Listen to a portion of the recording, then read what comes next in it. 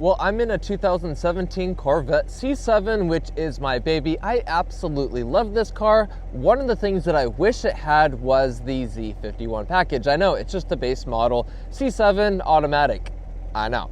So I ordered a Borla ATAK exhaust, which is here, and I'm gonna get this installed at a friend shop in Corona, which I'm gonna highlight in the next part of the video. But I wanna do a before and after comparison, so that way you could hear what a base model Corvette C7 without the NPP valves and with AFM systems, active fuel management, sounds like before and after a Borla ATAK exhaust installation.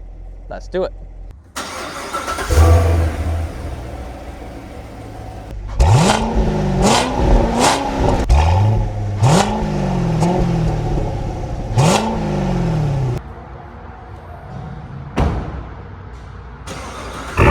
Oh, it sounds so much better. Oh my God.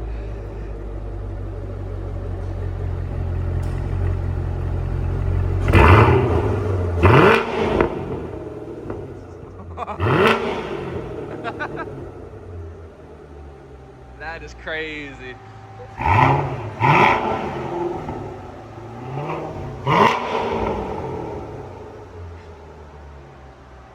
That's insane.